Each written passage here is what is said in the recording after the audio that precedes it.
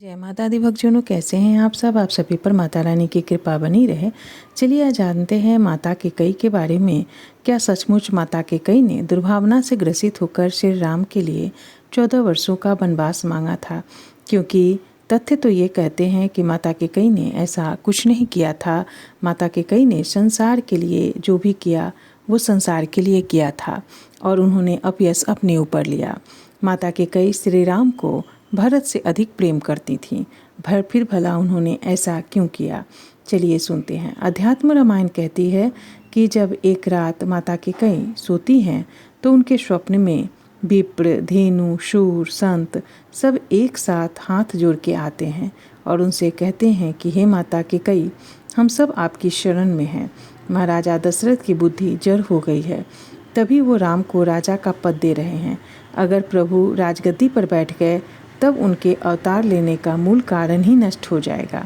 माता, संपूर्ण पृथ्वी पर सिर्फ आप ही ये साहस है कि आप राम से जुड़े अपयश का विष पी सकती हैं। कृपया प्रभु को जंगल भेज के सुलभ करिए। युगों युगों से कई लोग उद्धार होने की प्रतीक्षा में हैं। त्रिलोक स्वामी का उद्देश्य भूलोक का राजा बनना नहीं है। अगर वनवास ना हुआ तो राम इस लोक के प्रभु ना हो पाएंगे माता। ये कहते कहते देवता घुटनों पर आ गए। माता कैकेयी की आंखों से आंसू बहने लगे। माता बोली, आने वाले युगों में लोग कहेंगे कि मैंने भरत के लिए राम को छोड़ दिया, लेकिन असल में मैं राम के लिए आज भरत का त्याग कर रही हूँ। मुझे मालूम है कि इस निर्णय के बाद भरत मुझे कभी स्वीकार नहीं करेगा। रामचरितमानस में भी कई जगहों पर इसका संकेत मिलता है। जब गुरु वशिष्ठ दुखी भरत से कहते हैं कि हे भरत, सुनो, भविष्य बड़ा बलवान है।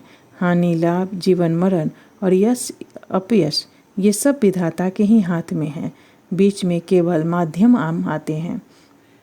प्रभु इस लीला को जानते थे, इसीलिए चित्रकूट में तीनों माताओं के आने पर प्रभु सबसे पहले माता कैकेयी के पास ही पहुंचकर प्रणाम करते हैं, क्योंकि उनको पैदा करने वाली भले ही माता कौशल्या थीं, लेकिन उनको मर्यादा पुरुषोत्तम बनाने वाली माता तो केवल कैकेयी ही थी। और यह सत्य है कि अगर श्री राम को वनवास नहीं होता तो आज हम श्री राम को एक आदर्श और पुरुषोत्तम पुरुष के रूप में याद नहीं कर रहे होते।